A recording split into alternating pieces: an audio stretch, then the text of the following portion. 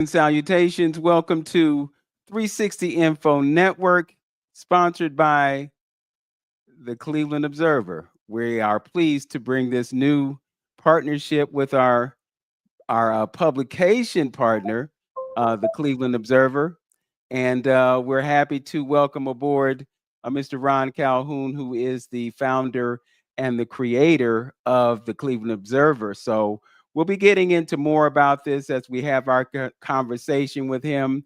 But right now, we'd like to welcome aboard the creator and the founder of 360 Info Network, Brother Hamtonio, also known as Lynn Hampton. Brother Hamtonio. Yes, welcome, everyone. African proverb states the ruin of a nation begins in the homes of its people. And that's very important when it comes to our African American community, our homes. That's where community starts, right in our homes. And the question is, like I always used to open up, is what you do for yourself depends on what you think of yourself. And what you think of yourself depends on what you know of yourself. And what you know of yourself depends on what you've been told. So the question is, what have you been told? So we got a great show for you today. Sun is shining. And we got our good brother Vince in the remote studio. So what's going on, Vince, for today? Well, we have two very wonderful guests with us today. As I mentioned earlier, we have Brother Ron Calhoun, who is the creator and the founder of the Cleveland Observer newspaper. And as I said before, we have a great sponsorship that is being facilitated by them. So we are very grateful to have them aboard as broadcast partners. So without any further ado, let's welcome to our stage Brother Ron Calhoun. Ron, how are you today?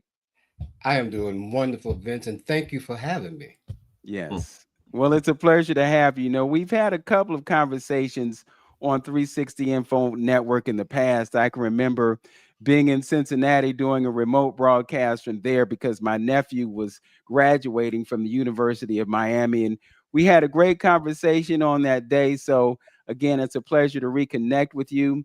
One of the things that I wanted to do with our broadcast today is just basically connect you to our listening audience and right off the bat give you an opportunity to talk about what the Cleveland Observer newspaper is, what your mission and values are, and what value you provide to Cleveland beyond what the other publications are doing. Well, Vince, let me start off by saying again, thank you. And the Cleveland Observer was birthed out of really establishing continuity between the information and resources that are all over the city. Yet there was really no way to bridge how people can get to those resources and information. Plus, we wanted to make sure that all the voices inside of the city were getting heard. You know, we are known for not being amplified. We are known for being misrepresented, and in some cases underrepresented in news.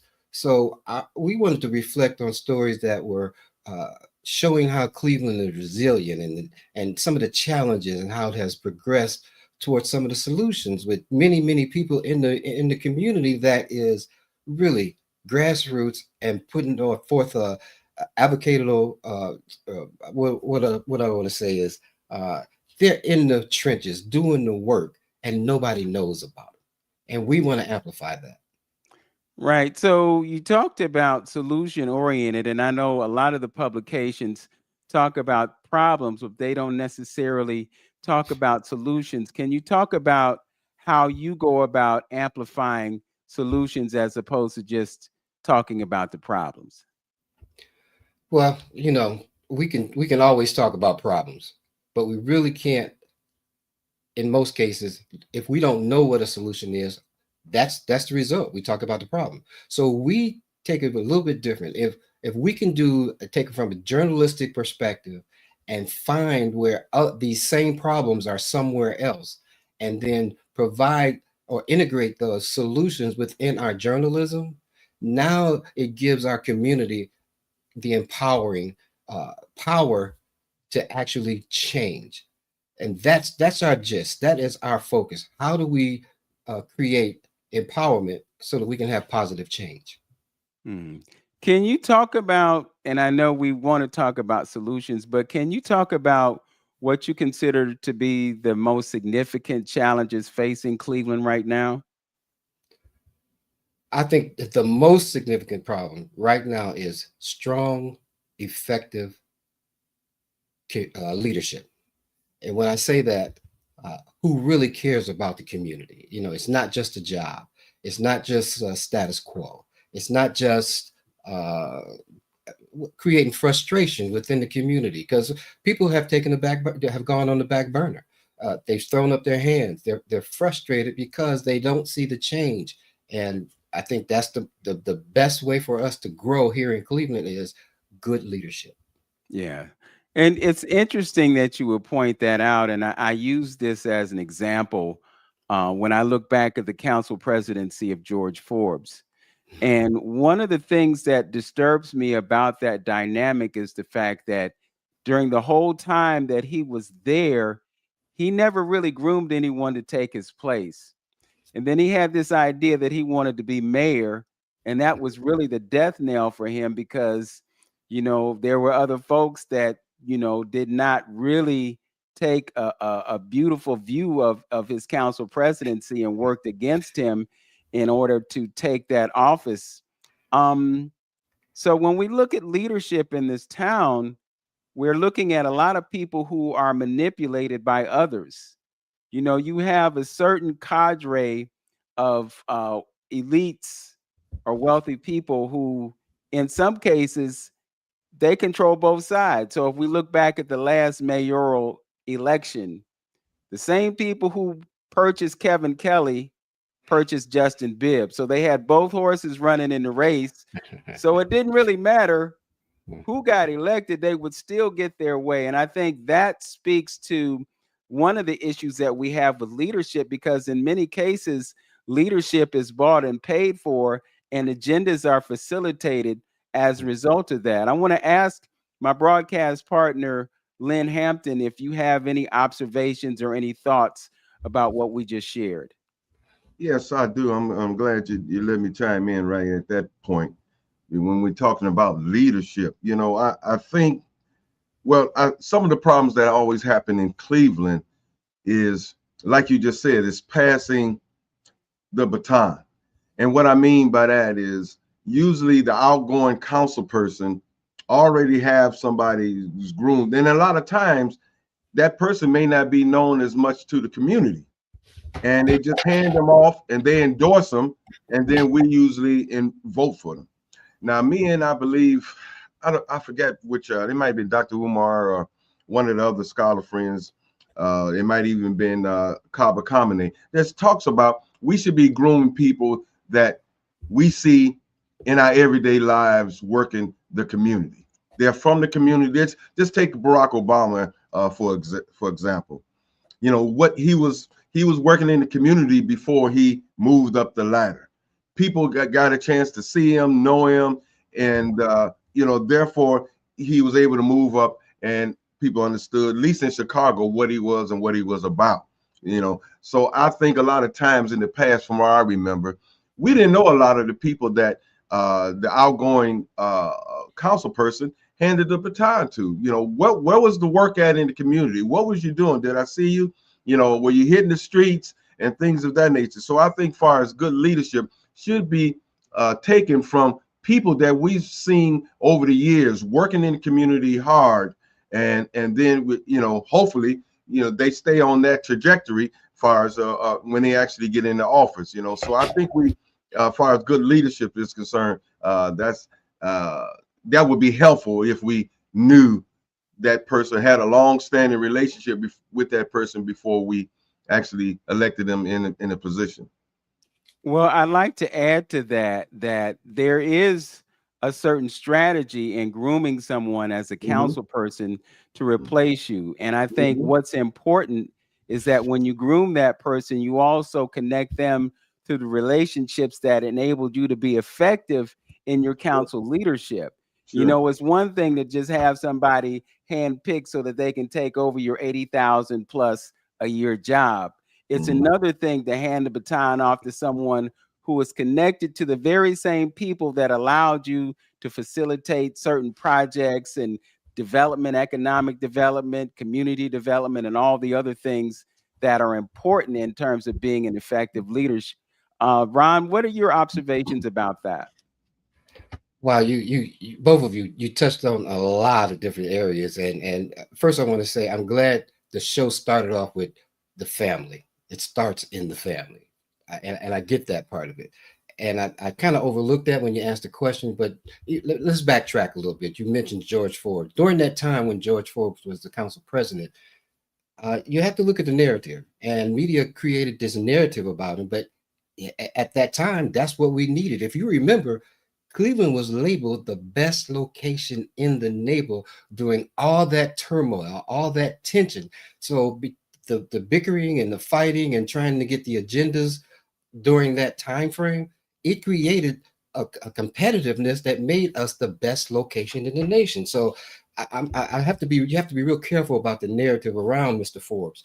The other thing is you got to give him a little grace because he was thrown into the middle of something that probably he was learning on the job. And the third thing I wanted to bring up is he probably inspired a lot of folks. I mean, look at who came after him: the Mike Whites, the Jeff Johnsons, the all of the different people that came. If you think about it, back then we weren't that prominent in the political situation. So I'd like to give him a little grace and just applaud him for his work.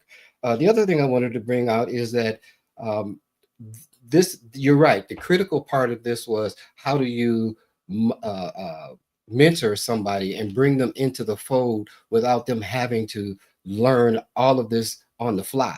Most of the council people that come in right now, they don't really know what the political processes are, what the charter says, and frankly, I don't even think they give them any training, which is something the council should look at. You bring in somebody new that wants to do all these things, and then they find out that there's a process and there's these agendas, and they have to. The bottom line is, in particular with Cleveland right now, you got to get 8 votes.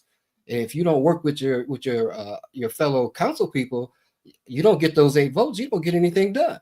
So you're absolutely right. It starts in the home, and it starts by being inspired, and it starts actually the finishing touches of it is that mentorship. How do we build more resources?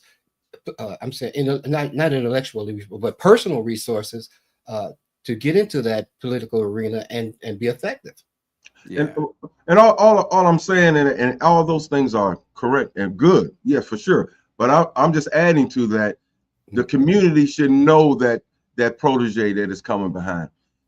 That person should already been working in the community, known in the community, and trusted by the community for the deeds that they've been doing all along while they're being mentored. It shouldn't be somebody totally green, somebody that even ain't been in the city that long. Their work should be known in the community. Then you process and mentor them. That's what I'm saying. It should be both of them, in my opinion. Yeah. And to add to what you're saying, Brother Antonio, I think that grassroots connection is Uh-huh. really important because when you have someone who is working in the community, then they have an awareness of the people who are in that community and they have a good relationship with them so that they can serve their interests. So, absolutely 100% agree with you on that level. And two, I didn't want to take anything away from what Mr. Forbes did when he was in his situation because Yeah. you were absolutely right. He did a lot for the city of Cleveland. And then when Mike White was when he was mayor of the city, he did a lot. I mean, the house that I live in right now, I live in thanks to what Mayor White did. I was Mhm. able to get a 15-year property tax abatement. I was able to get a house that was affordable and in a decent neighborhood where I'm surrounded by folks who have a homeowners association. So there was a lot of good that came out of leadership. So please don't misunderstand. I'm not Yeah. taking anything away from the leadership that we had because it was quite effective leadership. And there are still people today who talk about those eras, the Mike White, the George Forbes. And what's really interesting, and I had the occasion to go to an event where Mike White and George Forbes were actually there together sitting at the same table. And I guess they had mended their fences and have become allies as opposed to being enemies. Because I'm sure you may remember, Ron, that it was Mike White Yeah. that stepped away from George Forbes and it ran against a council candidate that George Forbes had endorsed. So that was kind of the beginning of the rift, but again, years later, they have come together. I want to shift gears, Ron, and talk to you about something that is having a tremendous impact on the ability of our people to show up at the polls and being a publication. And I really like the fact that when you click on that link, the story gets read to you. So if you have, deficits in terms of being able to read, you can at least hear the story and get the same information. But I want to talk to you about the impact of literacy or illiteracy in our community and some of the things that we can do to fight against that so that we have a more informed voter base. One of the things that happens in many elections is that you walk into the polling place and someone hands you a card and it's got this slate of candidates and everybody that you're supposed to vote for, but you haven't done any homework. You don't know what their positions are. You just vote for them because they're in a particular party, but they don't necessarily represent your interests, which is why a sister who was running for judge against someone who has no judicial experience loses an election because she's on the wrong side of the card. Any comments about that? Well, first, you're absolutely right. Educating and informing the community is key, um, and I think it's key because we have to do what a lot of grassroots organizations have really stolen from our initial. If you remember back in the '60s with the civil rights movement, that was the format. That was the guide, and a lot of different the LBGT community, even the new mega community uh, is taking pointers from that strategy, and I think we should do the same thing. We should start. Eliminating this indoctrination that has happened to our culture and to our community by first of all focusing down to the younger adults. If we could get our message and get our experience and our knowledge, bridge that gap between the older generation and the younger generation, and start building that up now, we could have a tremendous effect later on. I think and that's the heart and soul of the Cleveland Observer. If we could connect with that younger, I mean, the younger demographic has the energy. They know the technology. They embrace the technology. Uh, we just have to bridge that gap, and that to me is the solution. Yeah, I think it really is a major mission. And I think here at 360 Info Network, we're confronted by the same issue because a lot of the folks who are listening to us right now, who may be tuned in on YouTube or might be listening to us on their old fashioned AM radio, are part of that legacy that the young folks are going to have to assume at some point in time. So I want to ask my broadcast partner, Brother Hamtonio, what are your thoughts about the importance of connecting with our younger population? Well, it's very important. It's an old saying that the young ones, as Brother Ron say, have the energy, and the older people in your community have the wisdom.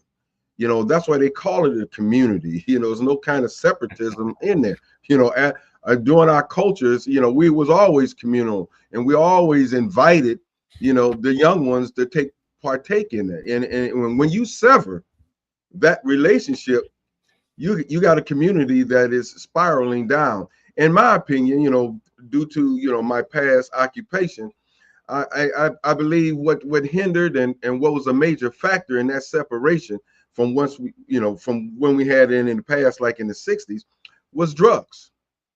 I think the drugs in the community kind of separated. I remember when crack came on the scene, and a lot of the older people in our community, became addicted to drugs, and it kind of lost that respect for the younger generation, and it became a gap when you had older people selling their cars, to to drug dealers and just looking, you know how they was looking on the streets and things of that nature. So I'm saying that was a contributing factor of that separation, and it wasn't intergenerational our community, but that is the key factor.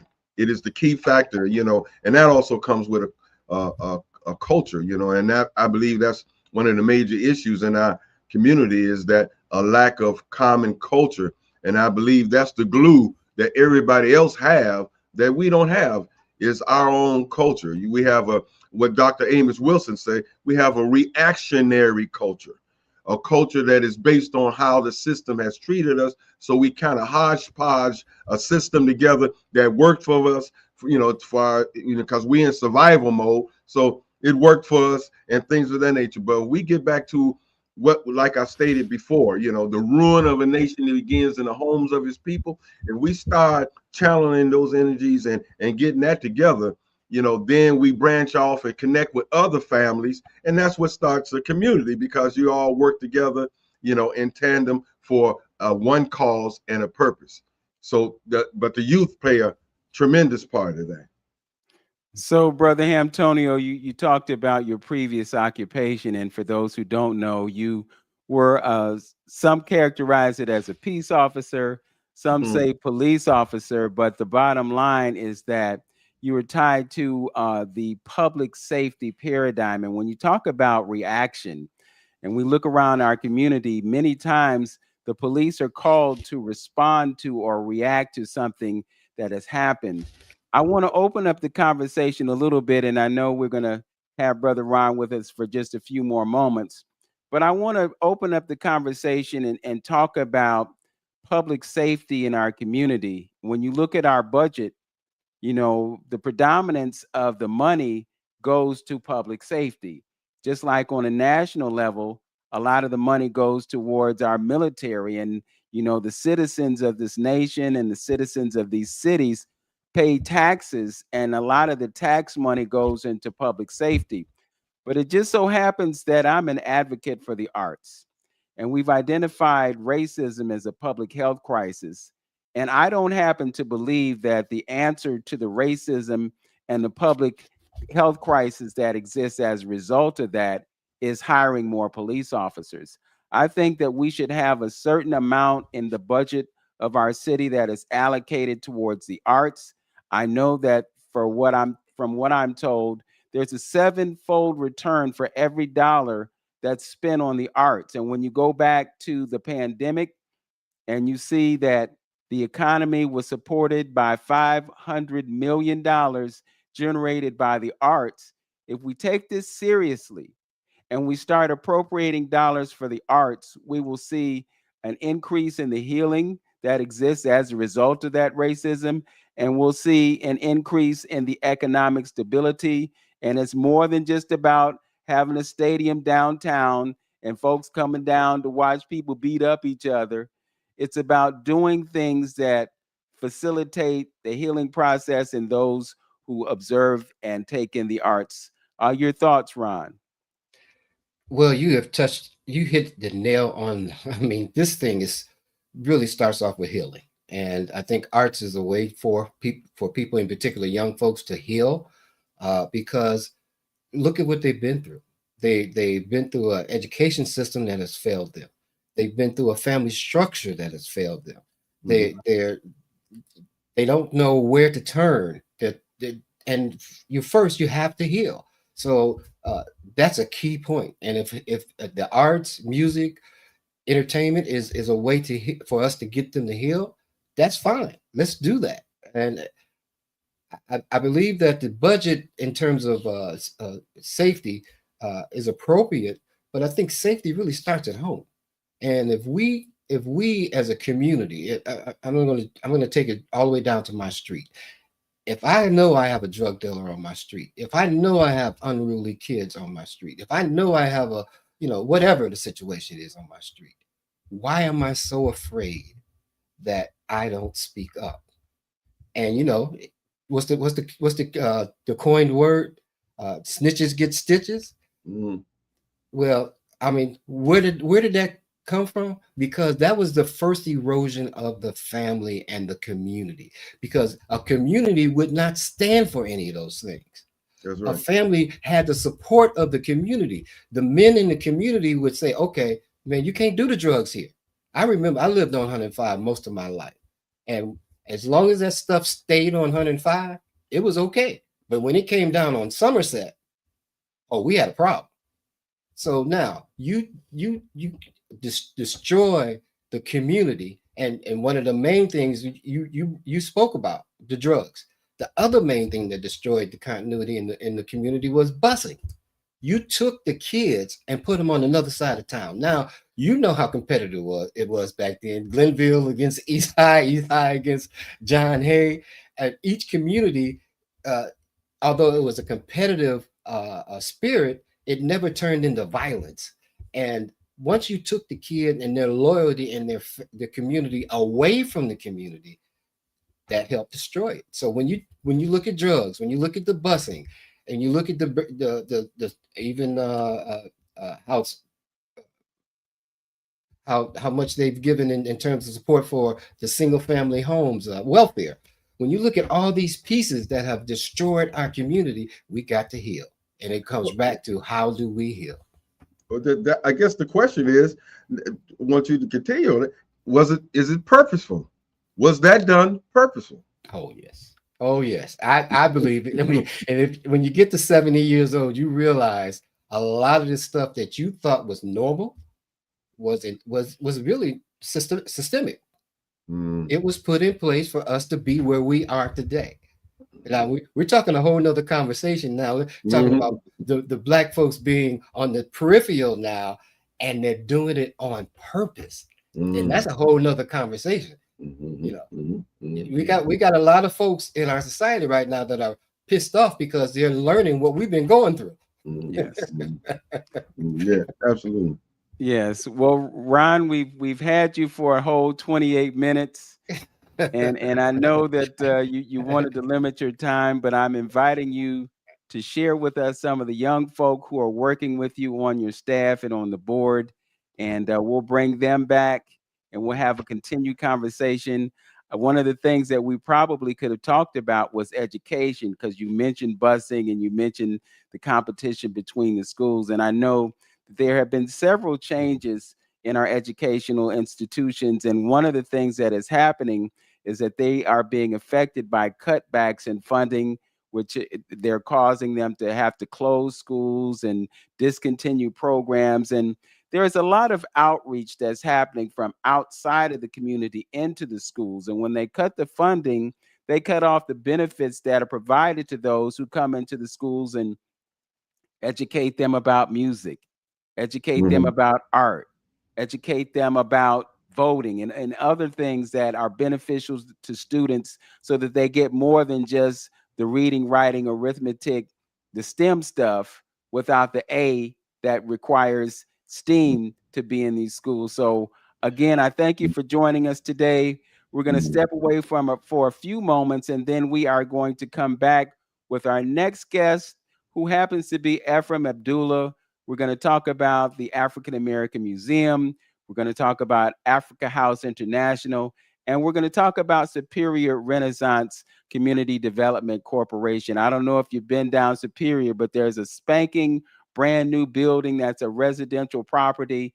And I think, and Brother Ephraim will correct me if I'm wrong, but I think it happened as a result of the efforts of the CDC. So thank you for joining us, Ron. Hey, thank you for having me. It's been a pleasure, and I look forward to working and continue. And that face that I want you to bring in here is Devin Jones. Great young adult that has his head on right, has done his homework in terms of being credentialed from Case Western Reserve. I'd love to get him on the show, and anytime you want him, you just let me know. Okay, well, we're definitely going to bring him aboard as soon as our schedule permits us to do that. We'll look at sometime within the next month, perhaps as soon as 2 weeks from now, we can make that happen based on his schedule. But again, thanks for joining us, Ron. Great. Thank you both. All right. Have a good one. Thank you. All righty.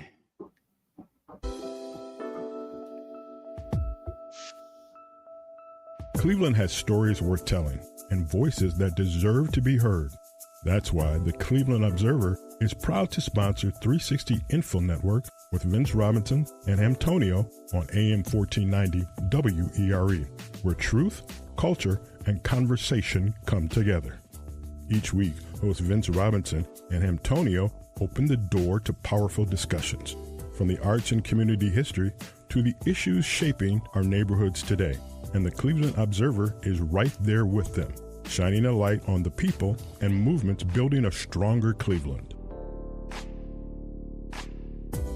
Tune in to 360 Info Network and visit cleobserver.com to read, watch, and share more stories that inform, inspire, and unite our community. Because together, we are Cleveland's voice.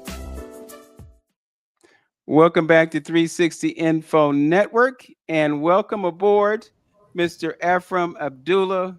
As I indicated before we took this break, he's involved with Africa House International. There was a Harvest Festival last Sunday that I was privileged to participate in as a musician, so I got a chance to connect with our dear sister Akusika over there. Brother Ephraim is also connected with the African American Museum. And as I said before, he is connected to Superior Renaissance Community Development Corporation. So we thank you for joining us on 360 Info Network. How you doing today, bro? Hey, what's up? Hey, well, the things that you are involved in are what's up.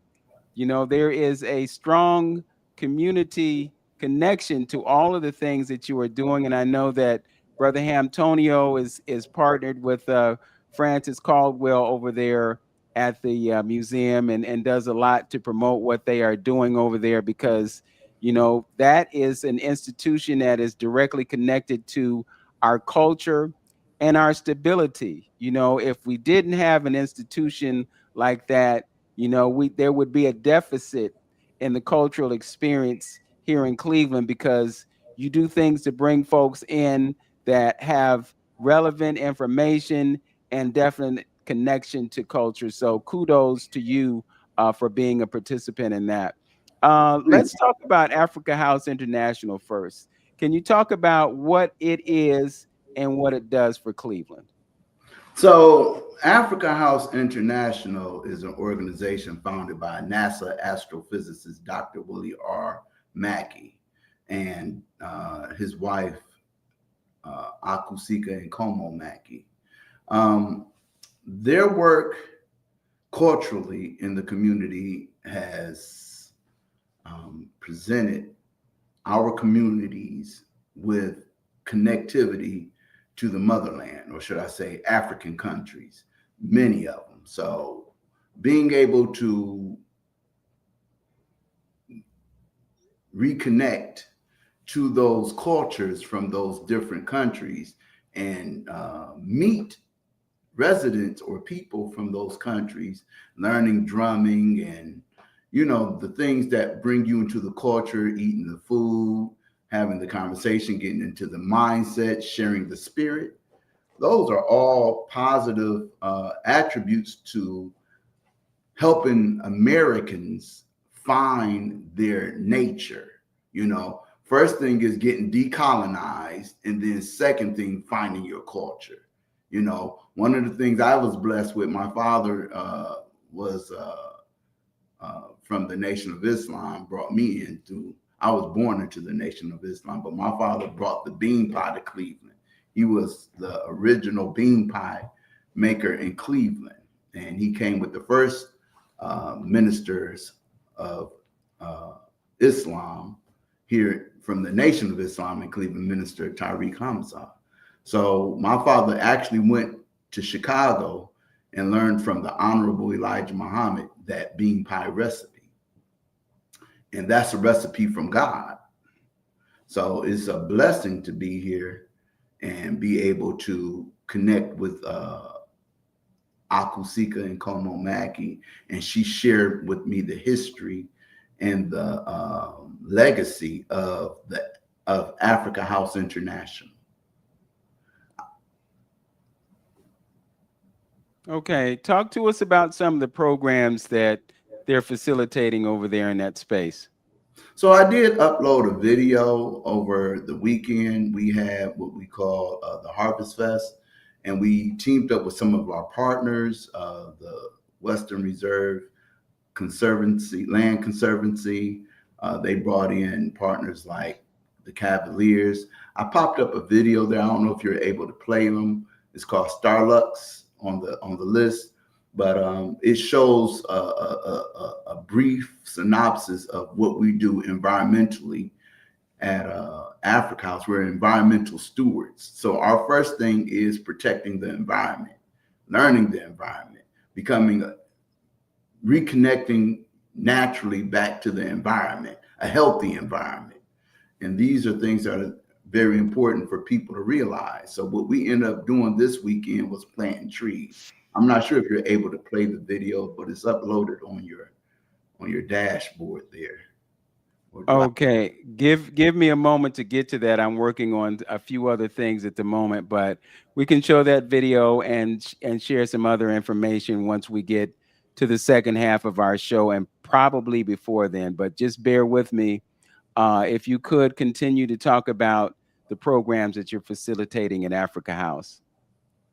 So yeah, we do. We have 3 programs that we are engaging with the community with. That's arts and culture, health and wellness, and education, which we use a STEAM approach for all of our programs. But at the same time, culture is really important as far as what we have identified with African Americans needing to realize that they have an original culture here on the earth that's connected to nature that they need to connect to. Now, of course, when it comes to the different countries like Senegal and Ghana and all the other countries in Africa, it's a plus to learn, and become globally connected to citizens from these countries. Like I sit on a Nigerian board, and I'm the only American on that board. And the thing is, being in that culture and doing events and having relationships and doing business with men from a high rank in Nigerian culture, it's such a energy, being connected to people that you're able to do business with. Yeah. Mm-hmm. Yeah, all of that is important.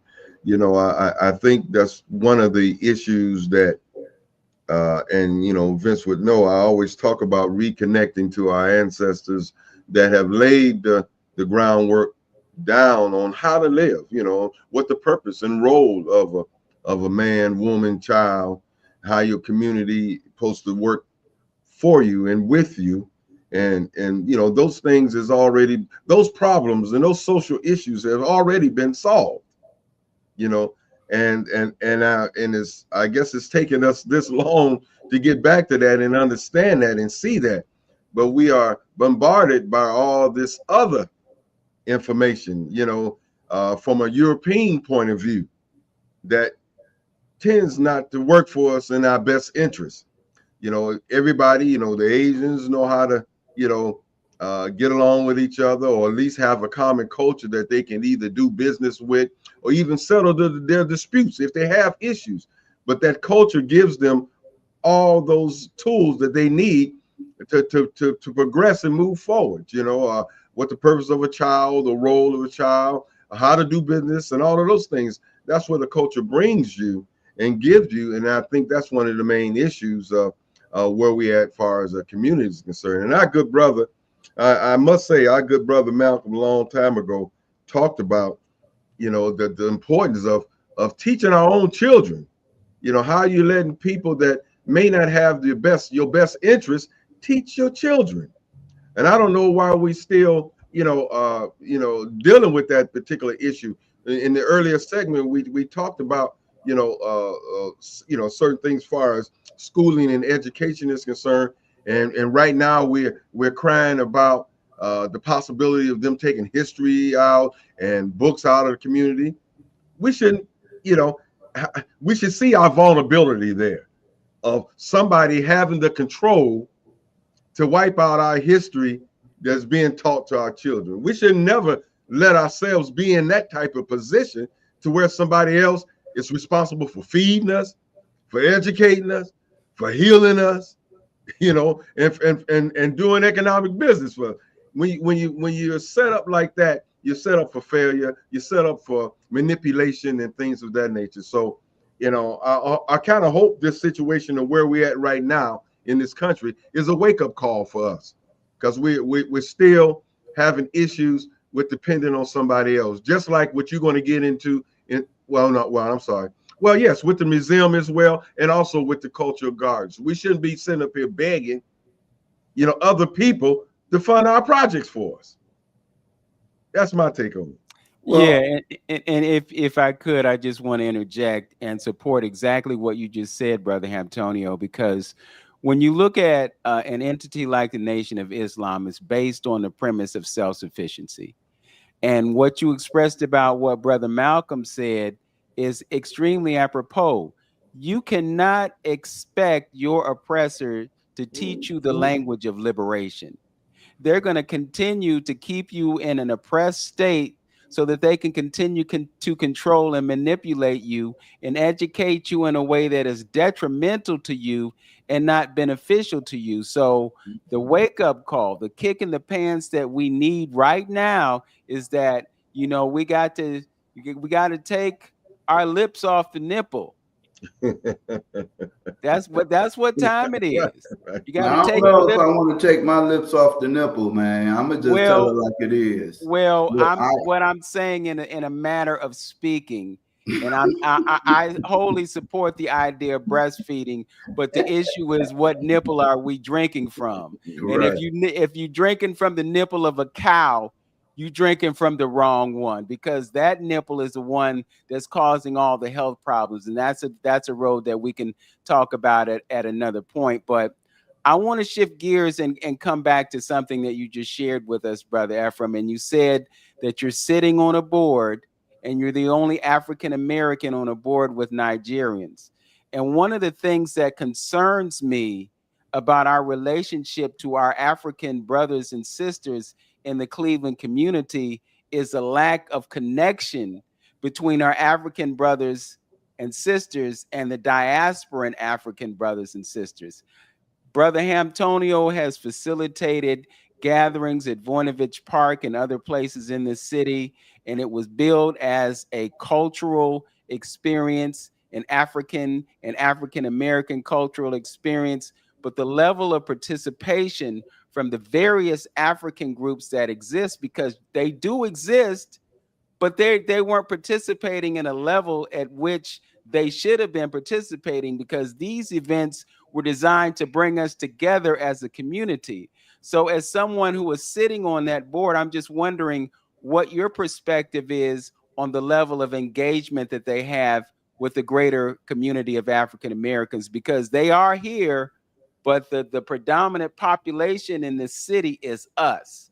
We're actually the majority population in this city, but we don't have that synergy. So could you shed some light on that and what your experience is operating in that sphere? Absolutely. It's a beautiful concept there. Activity is the drive of anything that you're involved in, like minds, doing business with each other, One of the things, and I'm going to start off with what I heard Antonio say. He said something towards the fact that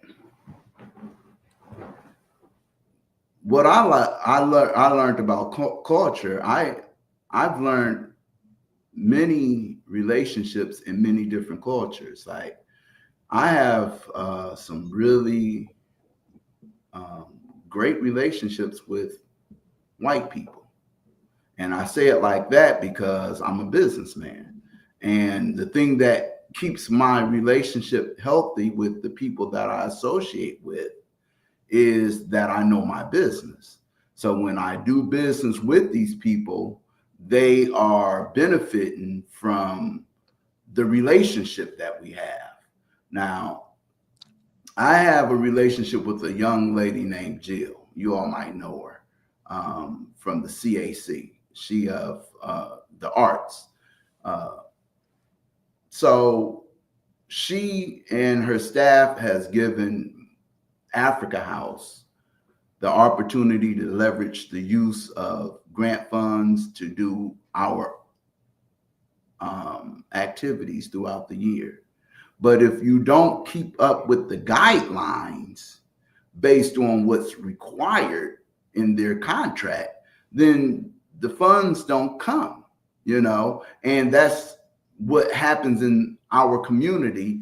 A lot of times we got it's a majority Black people in Cleveland, but is a majority of Black people doing business, you know, and that's the reality. You know, a lot of people, when even some of your family, sometimes you see some of your family members coming that normally say, and they want to borrow a $5 here, a $50 there, or they only come when they want something. They don't never give nothing back. You don't want that relationship.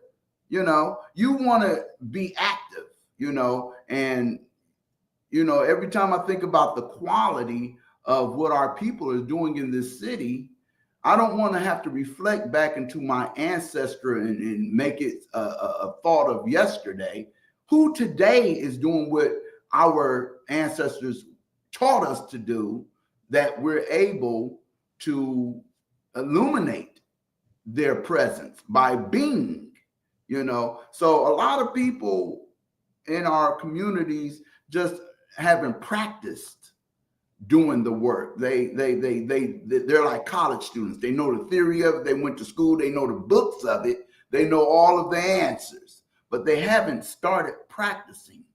They haven't started doing any of the work. Now, I'm not saying that as a put down. I'm just saying, if you want the solution is do the work.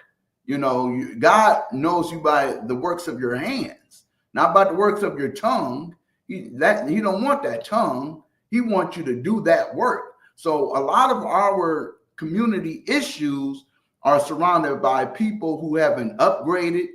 You know, there's a digital divide, and haven't brought their mind into the new realization. A lot of people running from AI as if it's a plague. That's business. That's a tool to do business in. And if you don't bring yourself up to speed and keep current on what's really going on and actually engage and do something, nothing happens. And that's what happens in our community. We talk about we're philosophers. I would say we're philosophers. We know the answer. We see the answer. We can say the answer. We can sit here. We can have intellectual conversations. But that conversation only go but so far. What are you actually going to do? Are you actually doing things? Or are you talking about, yeah, I would like to see this, and all that wholesome goodness that come with the correct candidate answers, like you're running for office or something, you know, politicians, you know, we need leaders. We don't need politicians. We need people who are actually on the ground, who's actually doing the work. That's what you all was talking about with Mr. Calhoun. People who are actually doing the work, who actually engage with the community, that's actually doing something, and have real relationships and taking ownership of that relationship. Nigerians are very special people. They love doing good business. I couldn't stay in that circle if I didn't do good business with them. They would push me off, you know. So let me add something in there. Let me say something. You know, with that, in a little bit to our defense, and both of you guys can comment on it, on this particular thing. The question would be, why? Why we respond, and like you say, don't do business, or more lip service than business than we ought to. Why? And that's where I try to always go to and ground myself in answering the question as of why is it like this way? Why do we work this way? And I always come back to culture, but also go back to consciousness. Consciousness. This dependence of on other folks' consciousness. We brought it up before. Is that stagnating us from moving forward? If you always have to depend on somebody else for your health, your education, your food, your economy, you're working, we left our kids in this position to where they still got to beg for jobs. We're not giving them no foundation to step out there on their own. So if you grew up all your life depending on somebody else to do something for you, the question I would be, could that contribute at all for your lack of a motivation to do something? And then, like, going back to what Vince always advocate and dealing with the motivation and the inspiration that comes from the culture and arts and things of that nature, we got other folks halfway controlling that as well. And we always on the bottom totem pole of all the funds and grant funds that we need to promote these particular events. Vince been advocating, for those state funds forever, and saying that we only get in every arena, we only get this much compared to everybody else funding their ethnic groups, their ethnic programs, their after school programs, and all of that type of stuff. So my question is, how much did that play into that road of our lack of involvement into business and moving forward and not just lip service? I want to jump in and just reflect on some thoughts that I just had about culture with respect to Nigerians, because the Nigerians have a specific culture that they are tied to based on the nations that exist within the borders of that particular country. Just like in Ghana, you have a Khan, you have other different, I don't want to say tribes, but I'll say nations within a nation. And because there's a certain level of cultural integrity that exists with them, when you look at us, we have a fractured cultural identity because we really don't know who we are. We don't know if we're connected to Yoruba or Igbo or Fulani or any of the thousands of cultures that exist within the continent of Africa, which is comprised of 54 different countries. So I think I'm kind of answering my own question in the question that I posed to you. Brother Ephraim, you talked about the relationships around the context of business. And the reason that you're in that particular circle is because you come in prepared to conduct business, and their language is in business and not necessarily with creating a cultural connection to a people who don't have a real sense of cultural identity, except those of us who come together in the last week of the year to talk about the Nguzo Saba and talk about Kwanzaa.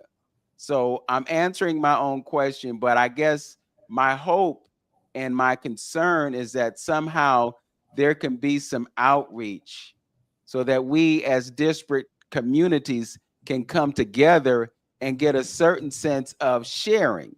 So it would be great if the Nigerians could share a certain aspect of their culture so that we who don't have that sense of culture could create that connection that will enable us to have a view of ourselves that's connected. Because the truth of the matter is, some of us are descended from them. And the only way that we can create more of an awareness of that is if that outreach takes place. We're winding down in our radio broadcast. And so we're going to transition into the second half of the show because we are definitely going to talk about not just Africa House International. And I'm going to give you a chance to share that video before the program ends. But I also want to talk to you about the African American Museum. And I'm really interested in talking to you about Superior Renaissance Community Development Corporation, because, again, it's really about doing and not just talking. One of the biggest deficits that we have is that we don't have a lot of involvement in CDCs. And some of the CDCs that we do have are basically representing the interests of Europeans and not necessarily representing our interests. And what developers do is they come in, they build stuff, they make their money, and they move on to the next project. And sometimes those projects, they languish, they don't flourish, but somebody got paid and it wasn't us. So you're listening to 360 Info Network on AM 1490 WERE with Brother Hamtonio and Vince Robinson. Our guest is Ephraim Abdullah. And as we've said, he's connected with 3 different entities. We're going to continue our conversation. We like to invite you to join us on our YouTube channels. Brother Hamtonio has a YouTube channel called The Journey with Hamtonio. Go to his channel, like, comment, subscribe, and hit that notification bell so that you get notified when he has different programs that he brings to you. Also, go to Vince Robinson on YouTube, and you can connect with me on that platform and check out some of the programs that I do on this radio program and other programs. Quickly, before we step away, Brother Ephraim, if you want to give some information on how folks can connect with Africa House International. Yes. So we do have a website, africahouseinternational.org. I do have a media channel because I'm high in media called Wake TV on YouTube.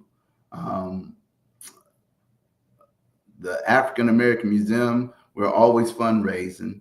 I also uploaded one of our current flyers that we're having a current event even for the next 2 Saturdays, introducing people into Ghana and the Ivory Coast at the African American Museum. I also uploaded that on the link here as well. We all are 501c3, so we all do accept donations, please. You can donate to the AAMCLE.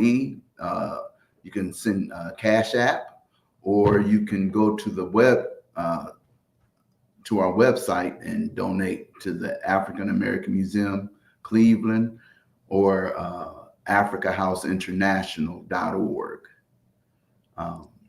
That's pretty much what I have. Okay.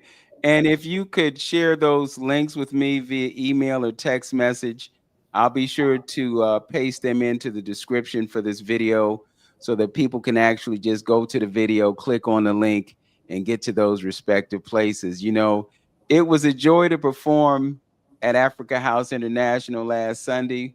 We had a great time celebrating the marriage of our sister Ilanit. She just married Brother Whitfield, and they were still in the glow, the afterglow of the wedding ceremony that took place the day before. Our dear brothers and brother and sister Hugh people were there, and they celebrated with song, and Brother Steve played his djembe drum, and I played piano for them, and we had a great time, and it was great to see you there after my stint. Not going to talk too much about that, but it was what it was. It is what it is, and we are moving forward. So with that, I would like to thank everybody for joining us right here on 360 Info Network, and invite you to migrate over to our YouTube channels. And there's an issue with the Facebook pages, but you can check us out on YouTube in the next few moments. As always, in parting, know yourself, love yourself, be yourself, and give thanks to Tone Harley, because Tone makes it possible for us to do these broadcasts every week, and we are very appreciative of what he does to link us to the radio audience. Know yourself, love yourself, be yourself, make it a great day. Peace, Cleveland. Peace, peace. Peace. All right, we are exclusively now on YouTube, and as you can see, I've had a few technical difficulties, and I'm the consummate conspiracy theorist. You know, sometimes my concern is that there's a certain level of sabotage that goes on when conscious folk get together. And sometimes you experience these little interruptions in signal and stuff. And I don't think it's coincidental, but we get past them, we move forward, and we say what needs to be said. We're moving into a new era. 2025 is a year that's marked by the number 9. 2025 adds up to 9. And 9 is a symbol of completion. So we're ending an era and we're moving into 2026, which adds up to 10. And 10 is an era of new beginnings. So this is my message to those of you who are watching us on YouTube right now. The most important thing that you can do in your existence is vibrate at a high level. And your vibration at a high level is what will protect you from the chaos and confusion that exists in this world. This is going to be a consistent message that you will hear coming from this direction so that we can elevate those who are capable. And not everybody's going to hear this. Not everybody's going to receive this message. You know, there are so many forces that are operating in our realm right now. We're living in a fear-based reality that is created by those who want to manipulate us into a survival mentality that keeps us away from our ability to think about the things that are important to us and to think about solutions to the problems that they are creating for us. They got this paradigm that they use, problem, reaction, solution. They create a problem, we react to it, and then they provide a solution that serves them and not us. And we have to take ourselves out of that paradigm by operating at a level that keeps us out of the survival mentality that we operate in. So just know you're going to hear this over and over and over again coming from this direction. And my trust, and not my hope, but my trust is that those who are capable of receiving this message will take heed to this message and do the things that are necessary to do what needs to be done. So, Brother Ephraim, I'm going to work on bringing that video possible. And if you would like to summarize once again for the folks who are just joining us online, the mission and the purpose of Africa House International, and I can see what I can do to share that video. Well, one of the things that I love about being at Africa House International, it really awakened me to my culture. My culture is in my nature. It's in my DNA. I don't have to go somewhere to find what's in me. It's in me. You know, my DNA has so much memory strand in it. So scientifically, this is one of the things I really appreciated about Dr. Willie R. Mackey, in which I've never met him physically. But I met his wife, and I met him through his wife. She gave me his insight and showed me all his work. This was a powerful scientist. And the thing that I'm so Today was day 1 of our 5th. Go ahead, brother. Yes, sir. So, I mean, you could go ahead and play that Harvest. That was the day 1 of our Harvest Fest, and I can finish up after that video. I okay. think I uploaded like 3 different videos, but that's one of the good ones. Okay, here we go.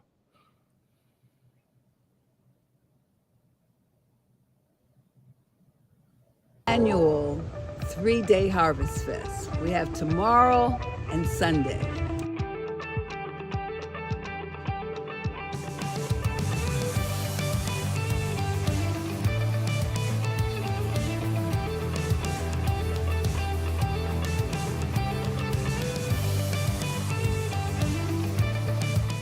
Jen Giles. I work for Western Reserve Land Conservancy.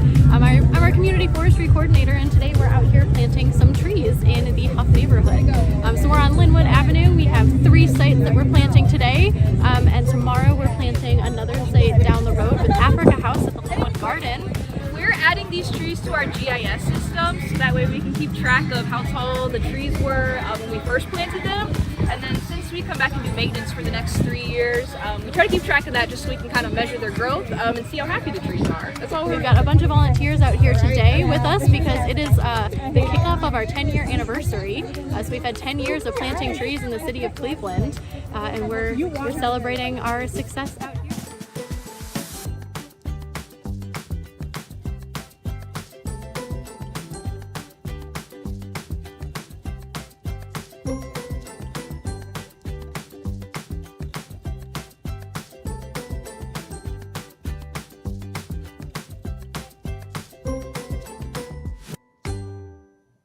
So yeah, that video, like I said, I'm a videographer. So being able to capture and produce videos that have a storytelling narrative on it helps people see our work and the things that we do and the relationships we have. So like I said, the relationships come from doing business. Now, one of the things I can say is Akusika is grounded in the Huff community, and she's a great artist. The work that she does, what we do again at the Fête du Jour. So that right there was a combination. That's Ladosha. She's very close to the African community and culture. That she stands up legally, and she's wrote up the Crown Act, and it's going through different cities being approved. I think it's just got approved in Cuyahoga County as a county. You know, I think it first got approved in Cleveland Heights. So we went downstate and met with state legislators to identify the importance of not being discriminated based on your image and on your hair texture, because that's a part of our culture. And if people are not allowed to be themselves, who you want us to be? You know, it's like you don't have that choice with us. We're who we are, and you don't have the right to tell us what you want us to look like. Now, don't get me wrong, ain't no one supposed to come in here looking crazy. You got to keep your value system up. But culturally, using Black excellence, we are a artistic people, and artistically, our taste in our images, especially our women, like to keep themselves groomed, So ultimately, I think we're in a great space in America right now. Everyone's showing their hand, showing who they are, showing their natural being. And, one of the things that I think that is being challenged is the same force that was pushed on the Black nations as far as shaping and trying to make us into another lens or another frame. I think the pushback has pushed back. And now I think it pushed back so much that now other cultures are going through the shaping and what should be, which brings us to the point of the civil rights. When a person has a nature that is murderous and, of the devil, they just can't be allowed to work in society with integrities, because they're not going to do right. They're going to lie. They're going to do things, but those things that they're doing are of their nature, but that kind of nature isn't a righteous nature, and it causes more problems than little. So that has its own story. I don't want to go that deep. I know you want to keep us focused here, So it's just being aware of what time it is. Like you said, the completion of that timeline. We don't have to go back through the civil rights to get America into the high spot of its new beginning, to where the humble and the meek are the inheritors of the earth. It's going to tell its own story, because it was written and spoken by our Lord. So, okay. Since we brought up the video, I want to share this video, and we can talk a few more moments about the Crown Act. I also wanted to take an opportunity to shout out the Golden Ciphers. They're actually having a 25-year anniversary tomorrow.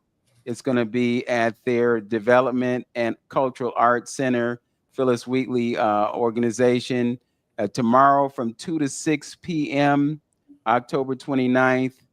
So be there. I'll be participating in the program, but just wanted to give them a quick shout out. Let's take this quick look at this video, and then we can continue the conversation. We come to your page for free. What about DJ? Come on, DJ. Go, DJ. Go, DJ. Hey, go, DJ. Go, DJ. Go, DJ. Now, this is the official DJ of the Fête du Jour. You don't call us up. trying to get in on this because this is all her thing, all right? So DJ Danny is our official DJ of the Fête du Jour. It's the last Sunday of every month at your place of business. Call myself, Waverly, or Mr. Latif of Schoolhouse Productions. We provide the flyers. We provide the DJ. We provide the food. We provide the refreshments. We got you faded. The paparazzi is for free because we say come when you're celebrated and not tolerated. So today we don't want to tolerate. We have a surprise. We're going to celebrate somebody wonderful, magnificent, who's doing great things in the industry. Okay, that's our dear sister LaDosha Wright, and you don't know, LaDosha is an advocate when it comes to hair, and as you expressed, she's been downstate several times to testify on behalf of those who would like to have a natural hairstyle. You know, we've seen an explosion of natural hair within the past couple of decades. Actually, you notice more people wearing locks and wearing afros and just wearing what is comfortable for them. And it would be tragic to be in a workplace and have somebody tell you that you got to cut your hair or you got to have a certain kind of appearance that doesn't really line up with your own self-image and your own self-esteem. So kudos to her for her advocacy and her involvement in the cosmetology business.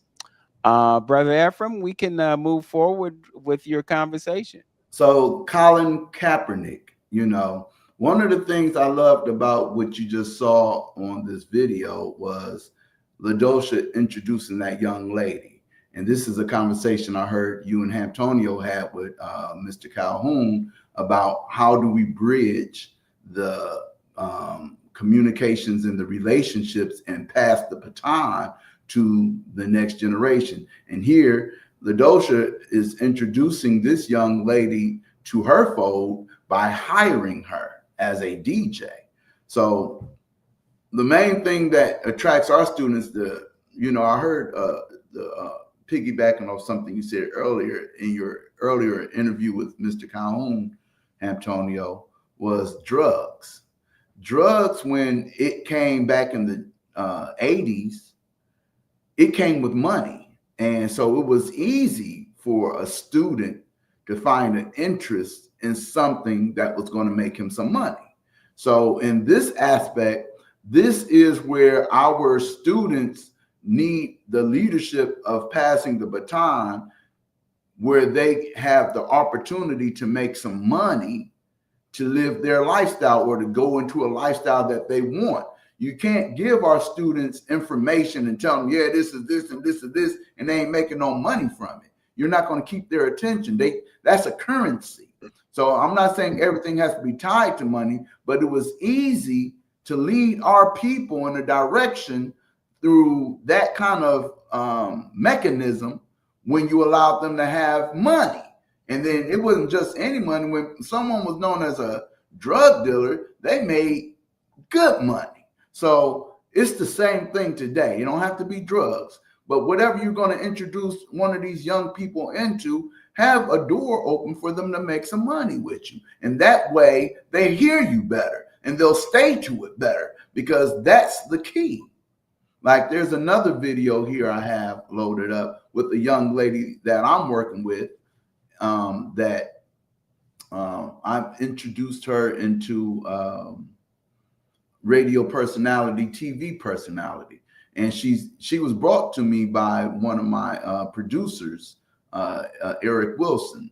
And he said, hey, look, this young lady seems like she ready to come into this industry, but I'm so busy with what I'm doing and I see how you handle people. Could you take her under your wing? I said, sure, I could take her under my wing. Let me see what she got. So I interviewed her, brought her in, and then I found a spot for her on Larry H. Gardner's show with Nerve DJs is what they with.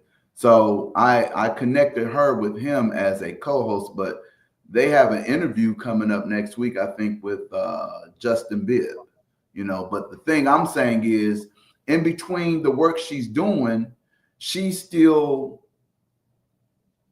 comes to me for lessons on what brings in the money in this industry. How do you carry yourself in this industry? It's just a lot that she's getting from me, along with her work experience with that network over there, which they have the contract, and I have a contract with someone in the network. But however, that's how it happens, you know. And I explained to her, I can't do no business with you unless we do contract, you know. So that's something that most of our professionals in business in Cleveland don't realize. You can't do business with Clevelanders without a written agreement identifying what the terms are and how things go, because through different stages of trauma or areas where we haven't been developed or things that wasn't brought to us properly, we're not trained to do business.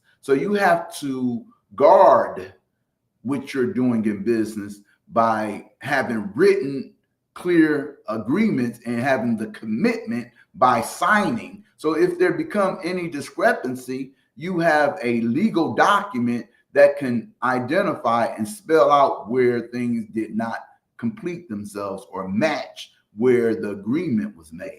Yes. The contract is the language of business. And I would like to support what you're talking about in terms of entrepreneurism, because the model that we have dealt with and have followed for so long is this idea of going to school and getting a job. And going to school and getting a job puts you in a position of enslavement. And what we should be teaching our young people is to become entrepreneurs and to speak a language that involves those contracts that provides protections for both parties. It's not just one-sided, it's a two-sided document that provides protection for both. We're living in a world of artificial intelligence and a transition to an internet-based entrepreneurism, as opposed to the previous model that was sending people to schools to get jobs and to fall into the trap of a mortgage, a car note, utility bills, property taxes, and all the debts that people live with until the day that they transition. And many times the debts that they incurred are left with those who come after them, particularly when you talk about student loan debt, because they don't retire student loan debt. If you have children, then your children become responsible for the debt that you didn't pay as a student. That whole paradigm is a setup for failure. But when we encourage our young people to become entrepreneurs, to have businesses, and give themselves the ability to be responsible for their success and not leave it into the hands of someone else, then we're creating a paradigm that will enable them to create intergenerational wealth so that they can facilitate resources and they can develop passive streams of income, which are all possible because of the internet. So again, bringing this back to the idea of culture, which my brother Antonio was extremely connected to, we got these 7 principles. We have cooperative economics. We have collective work and responsibility. When we practice these principles, then we enable ourselves to enjoy the successful lives that we deserve and the realities that we create for ourselves, and not the reality that is created for us. And I want to invite Brother Antonio to comment before we move forward. Yeah, well, you know what direction that I'm going to come in, and Of course, as far as that conversation is concerned, and backing up and just making a comment when you talked about the Crown Act, I believe it's just amazing to me that you talked about the 9 to 2025, that we are still fighting for freedoms. We are still having to explain ourselves, and we are still looking for a voice. 2025, we're still fighting on some of those battles that we did in the 60s, you know, and that ain't working. I mean, it's taking a lot of time. We on this hamster wheel, spinning our wheels off of the same stuff. Now, one of the things that I would just like to say for us to be careful on, and we can teach our young folks business. We can teach them how to do all the right things that in order for them to operate in this paradigm that we are in. Now, that is good, and you need to do that. But I think just as important, or even more important, is the consciousness. It's the consciousness of why you're doing the things. We got to be careful not to just develop more of the same to where we at. You know what I'm saying? The same type of consciousness, the capitalist consciousness that is taking us down this dark road that we are on right now, because we still asking for these freedoms and things. So we don't want to just make better capitalist people in this country. To me, this is my opinion. To me, I think we almost like we have to have a purpose, and culture gives you that purpose of why you're doing those particular things. Even when we got into contractual agreements, that's a European thing. That's never been an indigenous thing, because your word was your bond. And when you said you was going to do something, you did it. Now, I'm no fool. I understand we have to work in those realms of where we living at right now. But I'm just saying how culture plays a big part. So I think if we make sure we work simultaneously in teaching them this entrepreneurship, that we tack them consciously on why they're doing the things and the works. When you achieve that point, you got to have that. I mean, when you achieve that point of owning your business and things of that nature, set it up on a cultural, communal type of a diagram of understanding on why you're doing it. Because when you get into that cultural framework of entrepreneur, then you start looking and seeing what's needed out here, and you work together. Like, you know, everybody ain't gonna sit up here and open a business. I mean, a beauty salon or a rib shack or this. That you're gonna work and get complementary things to develop and to build up the community. And once you are conscientious, you understand, okay, you're doing this, go, let's work together. You do this part of it, I do that part of it, and we got an old African village, or we got an African-American cultural community working together and not against each other. When you establish the type of consciousness that I'm speaking on, you know that and you understand that, and you're not working against yourself. You're working in the best interest of everything and everybody. So we just got to, you know, when we dealing with our kids, we got to understand that, you know, we got to still really got to tack their conscientiousness as well. Yeah. And just to support and embellish what you're talking about, I think that consciousness comes with the sense of purpose. When you're living in a sense of purpose that's tied to that cultural identity and the understanding that you live to benefit others, then you'll be involved in something that enables you to live within that purpose, provide that service or that product or whatever to someone else, but also allows you to enjoy a certain level of success so that you can create and develop resources that will support you and your family. Like we said at the top of the show, it all comes back to family. You know, you use the example of creating those hats. You know, you create a hat so that somebody who has issues with the receding hairline can feel good about themselves when they walk out in the community. You know, you provided a self-esteem benefit to them, but at the same time, you developed a stream of income that allows you to support your family, but also allows you to be involved in philanthropy. It's not about just making that money for you. It's about creating those revenue streams so you can support those who might be in need. So we have to think holistically, and I think culture is the thing that ties all these pieces together. So let's talk about Africa House International, Brother Ephraim. And I know you've got this business and you want to share these videos, but we only have so much time. So I want to talk about these things before we conclude the show. Did you want to go into? You kind of talked a little bit extensively on that. Did you want to hit on the museum at all? Or? Yeah, that's what I'm saying. Let's talk about the museum. Okay, yeah, you said Africa House. That's what. Okay, go ahead. My So there's apologies. an ad I have right there. If you can pull it up, I think it's the first one loaded up there about the event that, since we're speaking about culture, I think they have a presentation on the culture of Ghana and the culture of the Ivory Coast. That's Did going. that one already happen, or is it? No, it's 2 more Saturdays, including today. So there's a flyer there. If you would pull it up for people to see. It's probably towards the beginning. Yeah, there you go. And it's free admission. So it's called Ghana 2025. You know, come watch the evolution of the new Ghana through video and photography. You know, it's free admissions from 2 p.m. to 6 p.m. today. Okay. The museum is open. It's free admission.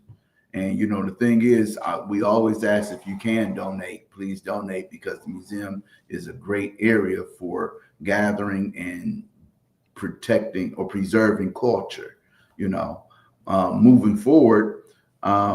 So our board has been making adjustments, and things are coming together really nicely to where we're engaging more with the community and providing resources like this one with the Ghana 2025. You know, I'm thankful for Frances Caldwell staying active and the things that she does to keep things moving over at the African American Museum. I thank the founder, Mr. Fluellen, Ichabod Fluellen, for his vision and his connectivity in the preserving and reestablishing of culture. Our people, all you need is that memory, you know. Once you get that memory of who you are, and you have yourself aligned with all the good principles, decolonized, not colonization. I'm talking about, you know, having your own nature balanced. So once the culture comes to you, you become yourself holistically, you know, and that's what's important, you know. Now, don't get me wrong. I've learned many things from many different cultures, whether it's European or whoever, because I'm in life, and life is about learning and application of what you've learned. So practically, you know, these are the things that sustains our village or our community. Practices, you know, practice makes perfect. And one of the things that I believe that will help our village become more unified is more people doing more purposeful work intentionally and getting better at it. You know, and realizing, like you said, with the hat, finding your purpose and how your purpose connects to someone else on a quality level where they feel good about making a purchase from you, and how you treated them during the transaction and building that relationship. You know, everything is about relationships, or would I say family? Like you said, Vince, you know, family is a key. But business goes above family, you know. I know you said contracts came from Europeans, so I see marriage as a contract. And I don't believe that marriage is something that's European, but marriage is a contract. And I think that's a contract with God.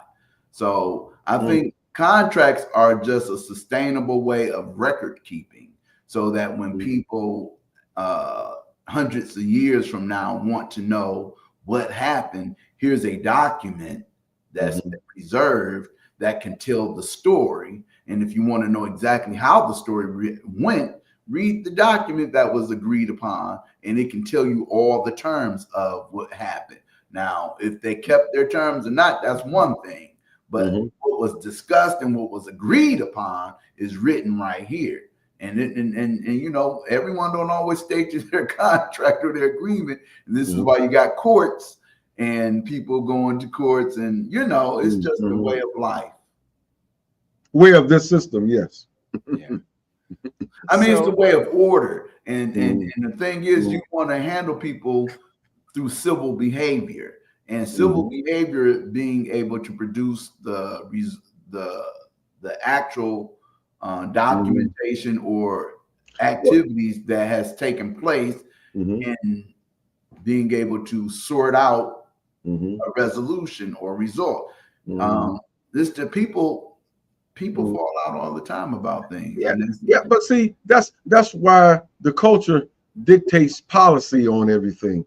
When look at all the structures and things that we have built all over the world. Wasn't no piece of paper contract there. It was culture. It was a way of life. Everybody had their part, and they wrote, and their word was their bond. The artisans knew what they was doing because it had a purpose. It had a purpose to elevate the community in several other ways. You know, whatever the structure that they was doing represented themselves. You know, if it was a religious temple, it was a communal temple, or whatever it is that they was putting together, everybody understood.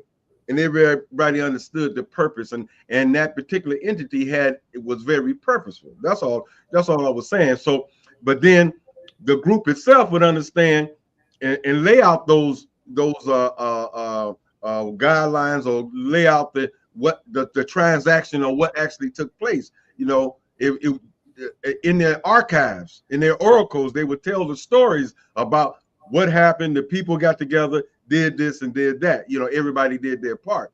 But you know, we also have to understand that me and Dr. Whitaker, we talked about it last week, that we all been brainwashed. We all been brainwashed into thinking and understanding the way we do something is the only way to do something. You know, but our ancestors did things in a different way. And I'm not saying, you know, but I just wanted to throw it out there to make folks understand that how we operated was a little bit different than how we operate now. And we can get stuck in that and not seeing that there is another way to do something. You know, Vince, like we talked about the kids in Japan on how they go to school. There's another way to do something, you know. And so we don't necessarily, because we don't have our own, because we have a bastard culture, that a reactionary culture and a way of life, and been in survival mode and fear and all this time, we have adopted. And just like anything else, I think Dr. Whitaker said, we could take something bad and make it good, because that's just how we are. We can do that like that. So we operate in those constraints and in those guidelines as well, and do well with it. But we always got to be conscientious of the people and why are we doing it. If is what we doing uplifting ourselves and our community, that's what I think is the message that we should be putting out to our kids. Okay, I'm gonna start a business or whatever, but how does it affect our community? You know, and how, you know, and what I'm bringing, and I'm paraphrasing, it was something that Horace Mann said. I was listening to a video where basically he was saying that, you know, what are you doing? Did you do, your life is a shame if you ain't do nothing to help the positiveness of the world and the community. What did you do in your lifespan to help the community move forward? So if you didn't it, you lived almost a life of shame. He you know, I'm paraphrasing a little bit, so that's pretty much what he's saying. So that should be our mission at this point. I want to invoke Ichabod Llewellyn, because you raised his name and you talked about his vision. And I know that there is a slight controversy about what he left behind. The things that he collected are our connection to the success of our ancestors and the evidence of what they did and what they accomplished. And I'm just wondering, in the evolution of the museum, if you are moving towards using it as a museum space to display the things that he left behind. So I can appreciate that. So looking through what they call frames and lenses, depending on what frame things are in and what lens you look through, it kind of like shape the way that you see things.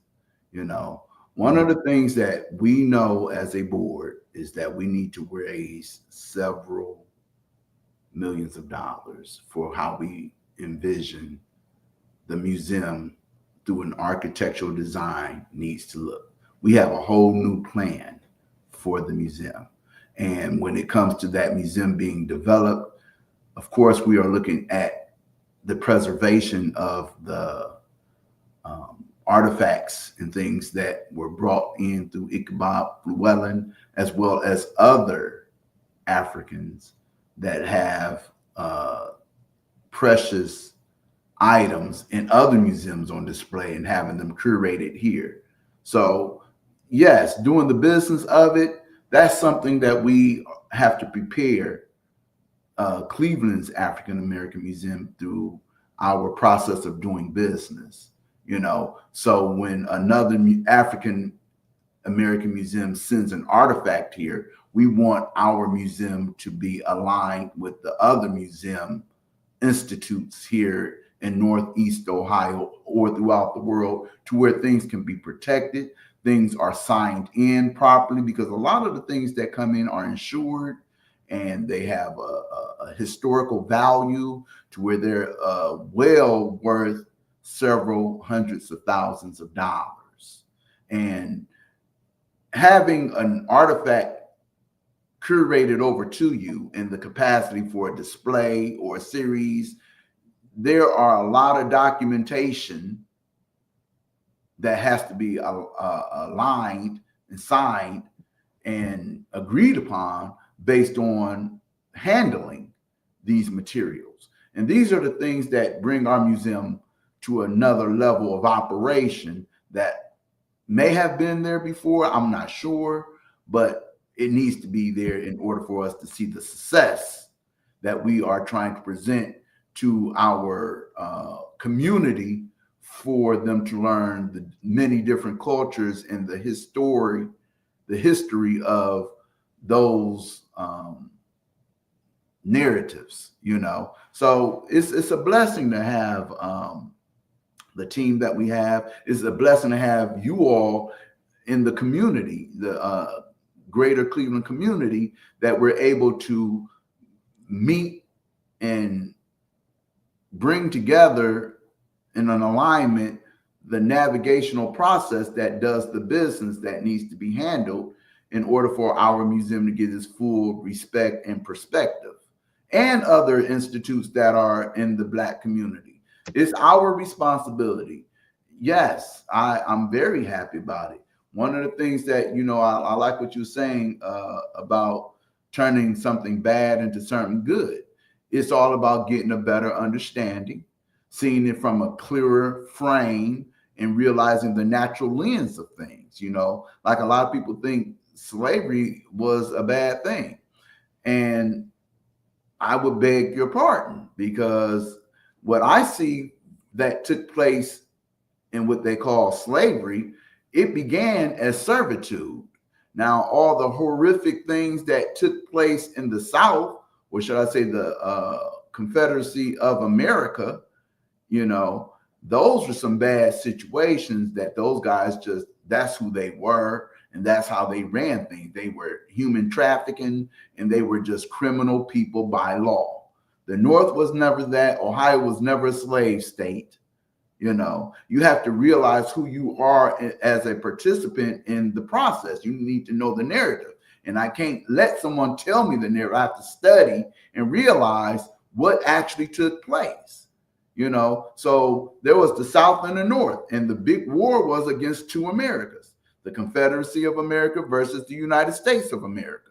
We both had Republicans. We both had Democrats. We both had presidents. Their only president until Donald Trump came was Jefferson Davis Jr. Our president at the time was Abraham Lincoln. The South came to the North and killed our United States of America president because they were upset about the ending of slavery, which they were making money off of.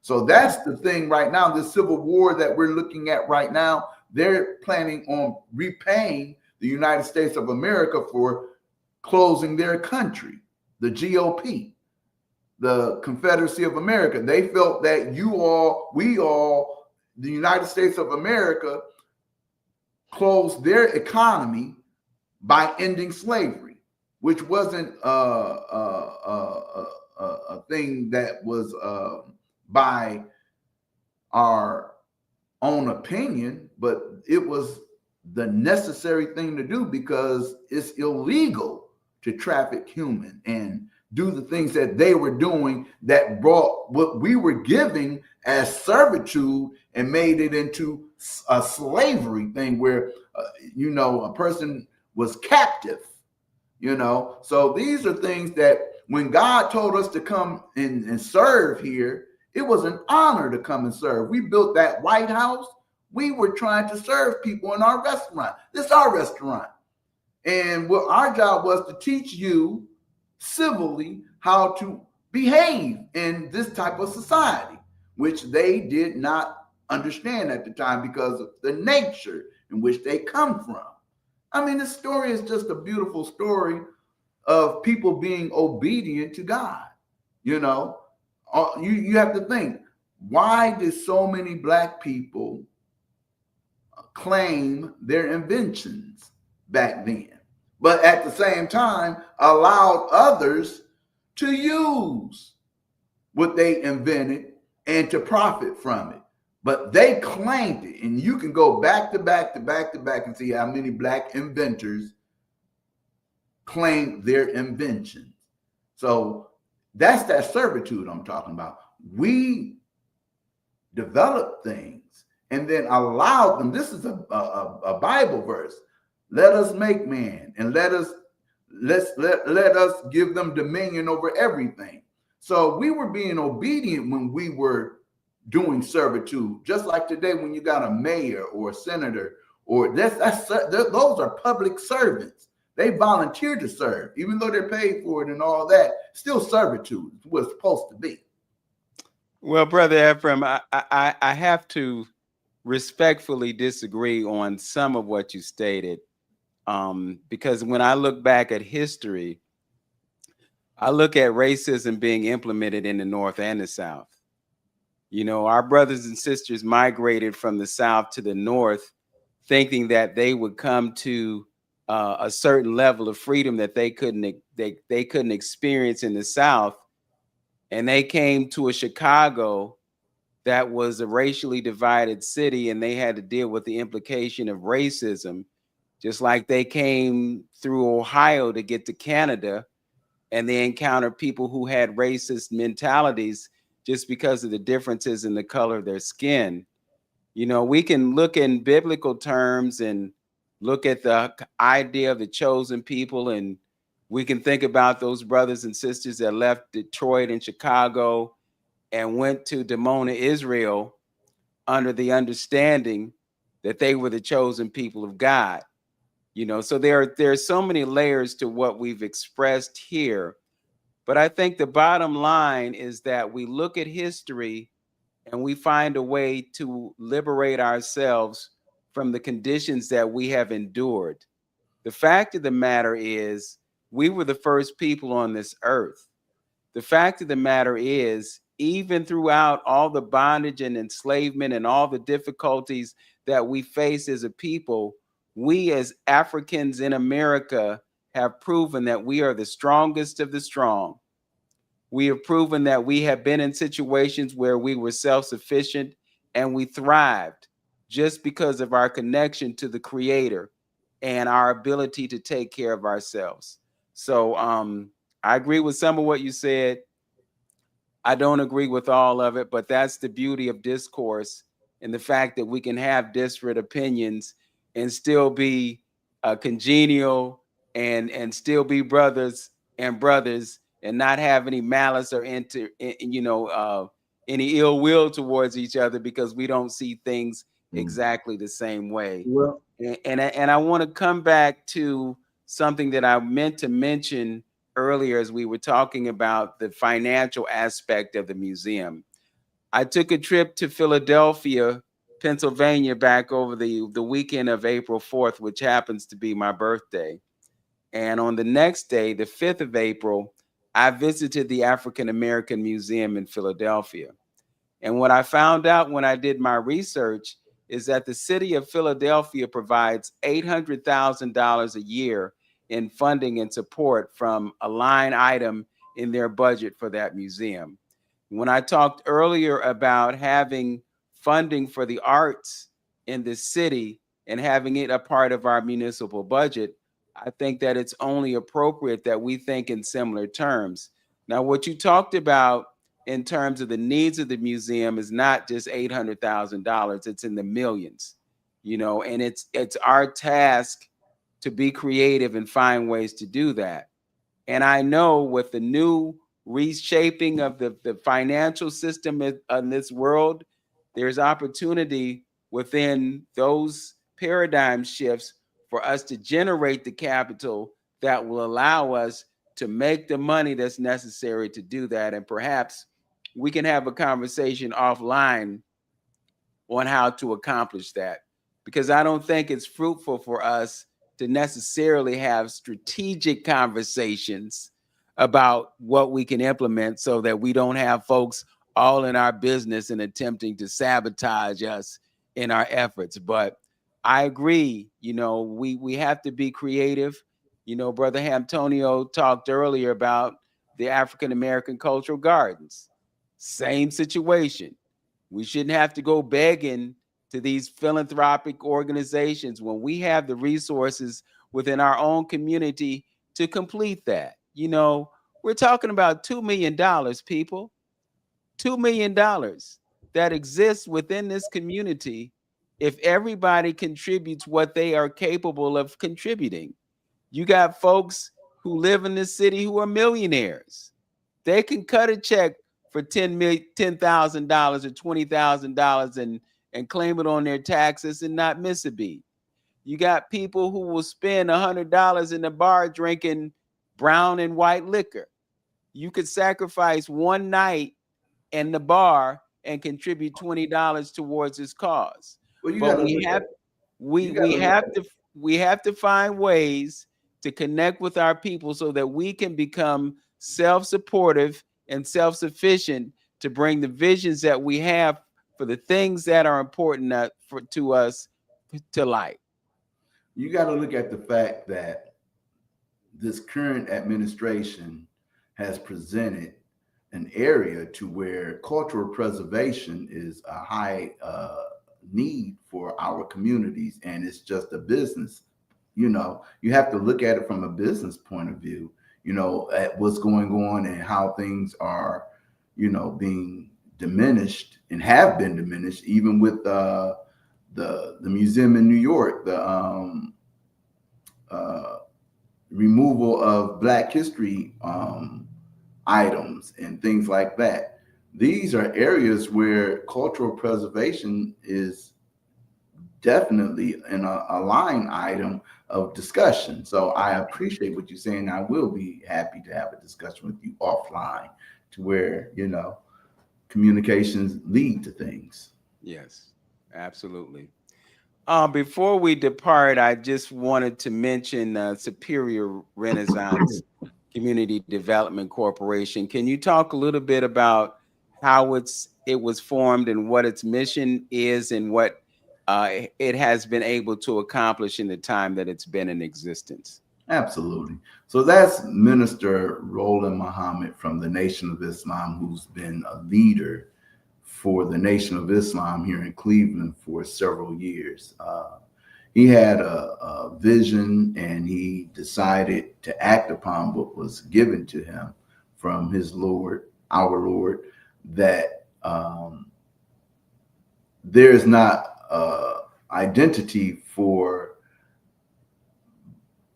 citizens of Black communities being direct Cleveland or greater Cleveland that have a facility or a place or a location that preserves our culture to where you can go and be yourself at. He identifies it that every nationality pretty much have their own communities, Asian town, Greek town, even the Italians have Little Italy, but there's no area that promotes our preservation of culture, something that we've talked about on this whole conversation, and the institutes that I'm affiliated with that would help highlight, the proper presentation of culture by being in practice of our businesses. So, to have a band of businesses that work together to enrich our youth and give them purpose, give them a visual of how it should look, or what does it sound like to talk to a entrepreneur in your own community, like we used to have back in the day,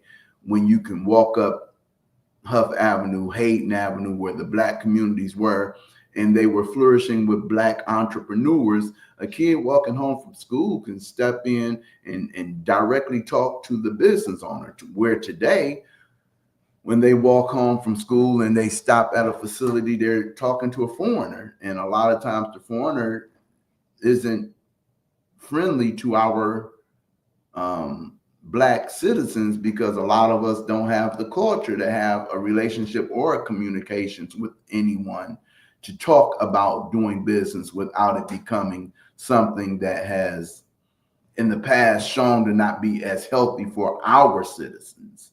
You know, it's best to, you know, if you can have someone who loves you like your own village, that could be available, working practically on their job, entrepreneurship, showing or sharing their experience with a student, giving them something to dream about or to look forward to, or to guide them, or to even give them a job. You know, these are the things that are the basic fundamentals that are missing out of our local based community, are entrepreneurs, Black entrepreneurs that are accessible for our youth to come and enjoy a service, a product, as well as get some information from someone that looks like them, to inspire them to do for themselves. So, can you talk about the development that has taken place with the CDC? Is there a building that has been constructed, or am I on the So the wrong first, track?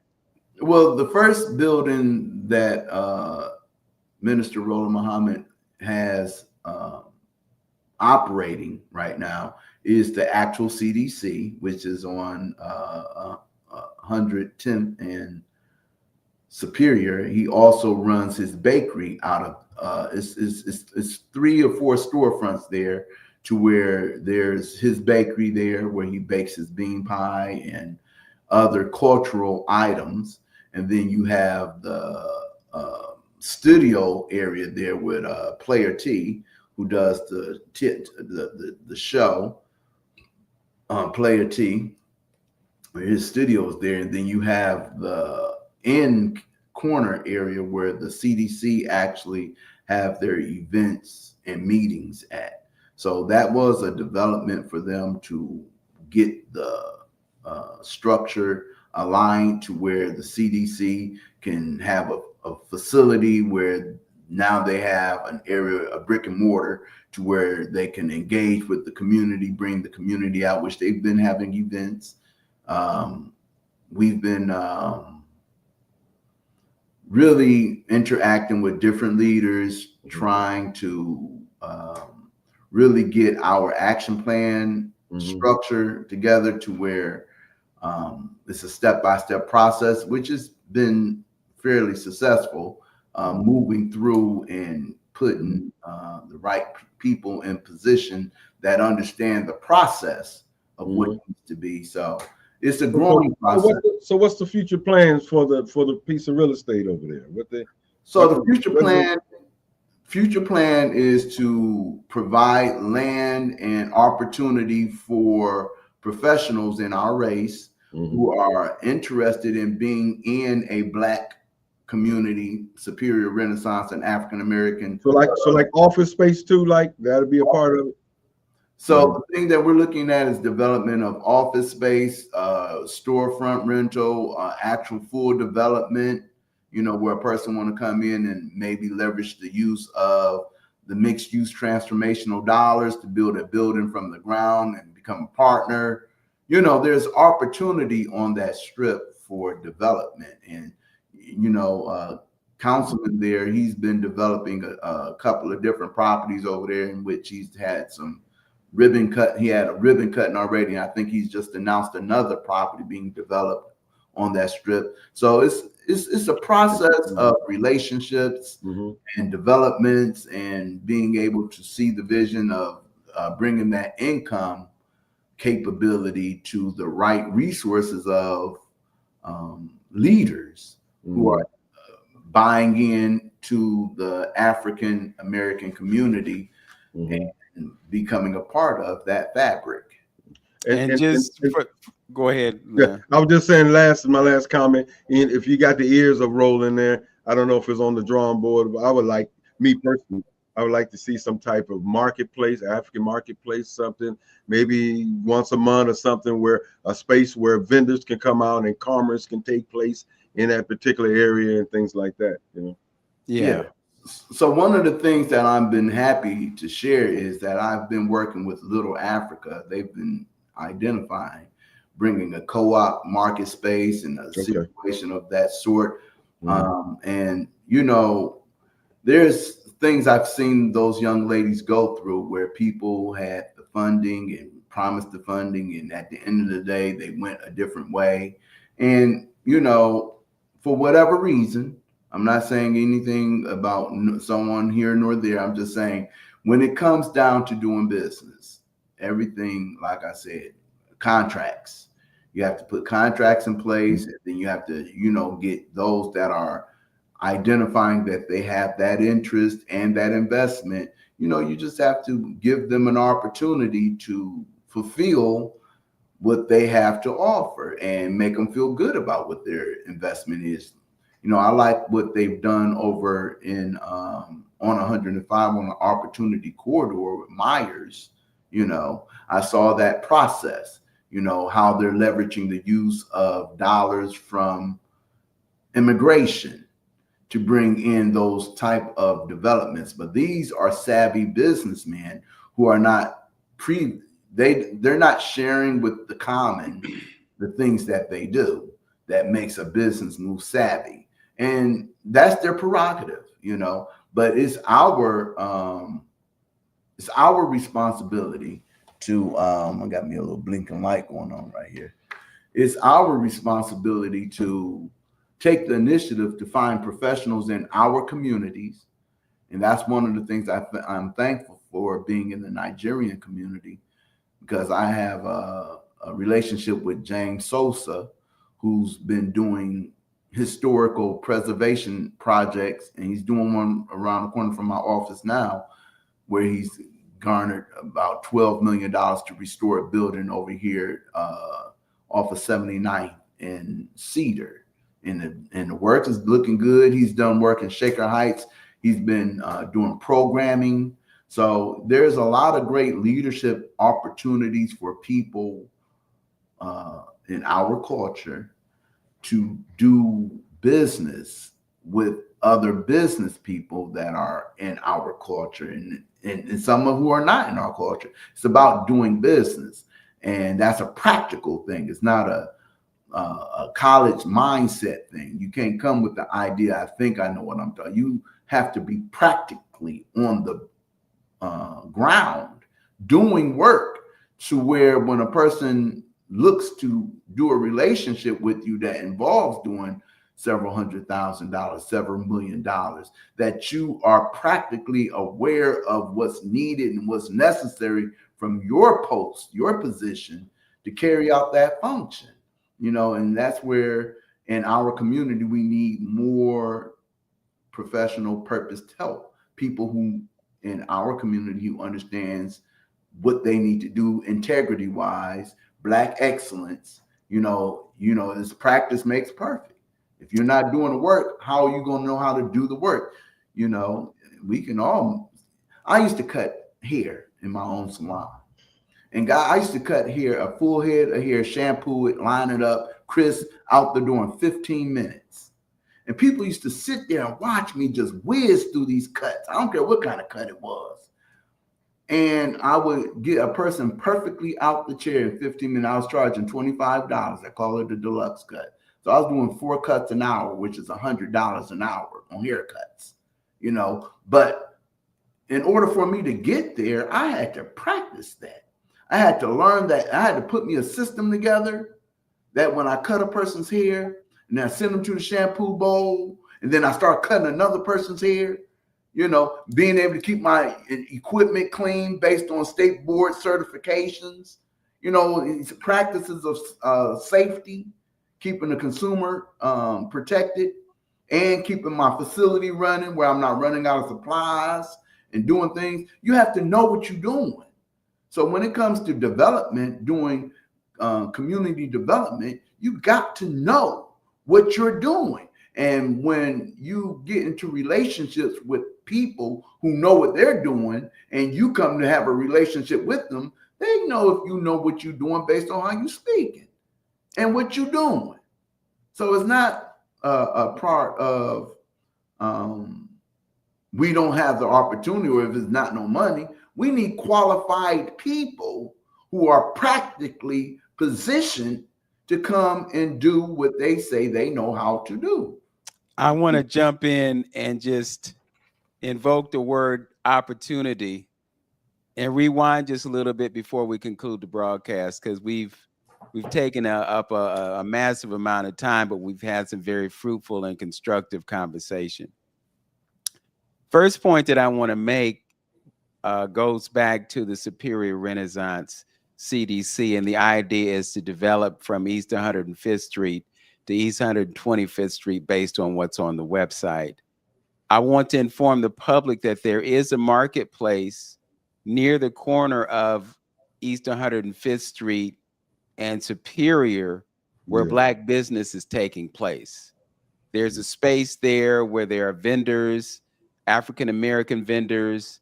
They're selling produce, they're selling plants, they're selling information, oils. So this is something that is taking place right now. So it's not a matter of, can we do this? It's a matter of something that's already being done. So if you go down East 105th Street and you go south of the Key Bank building, right next door to that property, that marketplace exists. Near Church Hill, I believe the name is street or something. Might be that. The second thing that I want to talk about is the opportunity corridor, because you brought up Myers being there. And the fact of the matter is the construction of the opportunity corridor, it mirrored the construction of other thoroughfares that divided African-American communities and were not necessarily beneficial. This corridor from I-77 to essentially the Cleveland Clinic is just a corridor that allows the biggest employer of this city to provide access to that property without requiring them to drive all the way up to I-90 and Route 2 and get off MLK and drive into the clinic properties there. So I just want to shed light on that, because I remember the initial conversations that we were talking about the opportunity corridor, and they were talking about all this opportunity that would be provided to us, when in essence, it wasn't opportunity for us, it was opportunity for them, and for them to pursue the businesses. Now, it will be a different thing if there were African-American businesses lined up to create benefits or businesses in that corridor.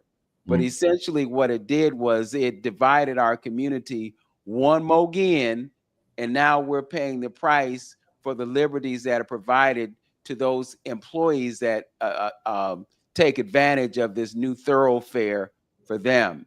With respect to the Meijer that's there, the Meijer that's there serves our community, but it also serves the development of the residential properties that are being constructed in that area right now.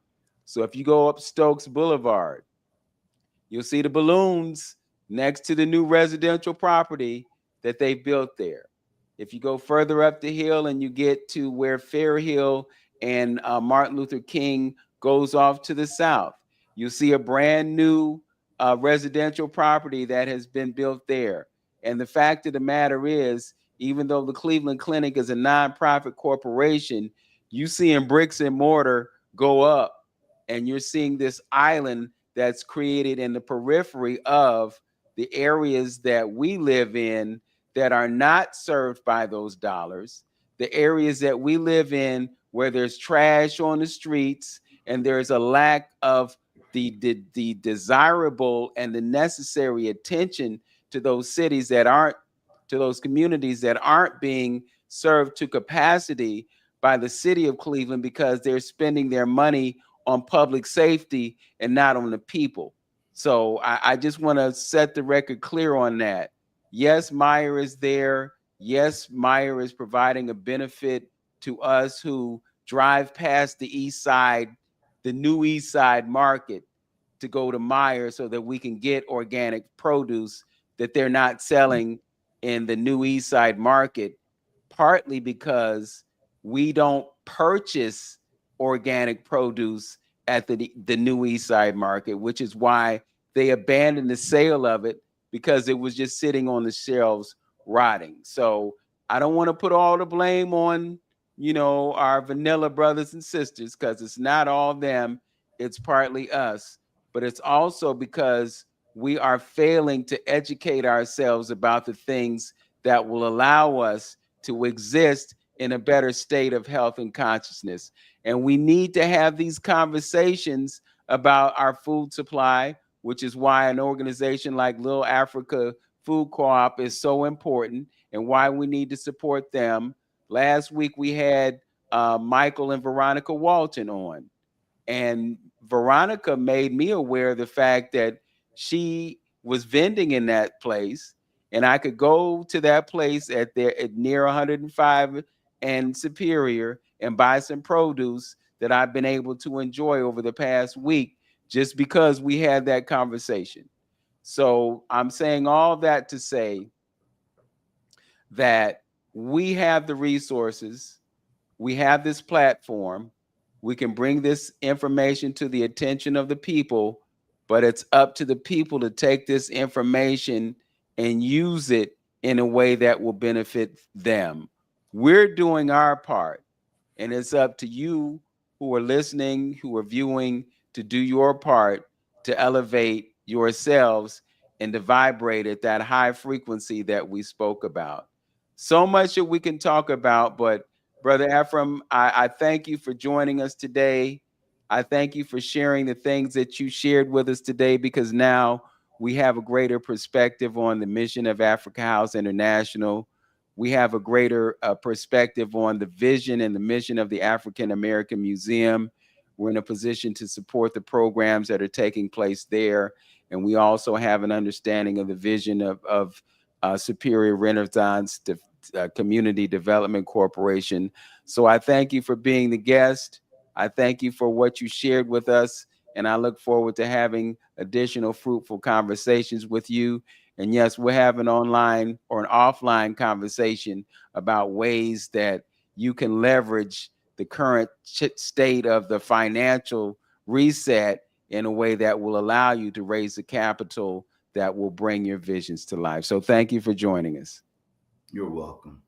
And Brother Hamtonio, I'd like to give you an opportunity to express whatever you feel is relevant in terms of a final thought before we button up the program. Just bring it to the forefront that our culture and our consciousness is tied together, and we have to feed both of them in order for us to prosper as a people. You have to, like what did the last poet say? Free the mind, and the behind will follow. So I'm a believer of that, and I'm a believer if you feel better about yourself, you'll do better about yourself, and you automatically understand what you need to be doing. And lastly, we have to raise more people with the type of consciousness that understand that they will pass 10 other businesses in order to do business with one of their own community, and even willing to pay a little bit more for that item because they understand the big picture on why they're doing it. So we got to raise more of those type of people. All right, well, let's do that. One last reminder that we are on YouTube right now, and we thank those of you who have been with us for the past couple of hours. We really appreciate your patronage. We encourage you to subscribe to our channels. You can subscribe to the Journey with Antonio on his YouTube channel, and you can also subscribe to my YouTube channel as well. Brother Ephraim, I invite you to send me those links that you spoke about, and I'll make sure that I include them in the description for this video so people will have access and easy access to your content. As always, know yourself, love yourself, be yourself, and make today your absolute best day. Peace, everyone. Peace, peace.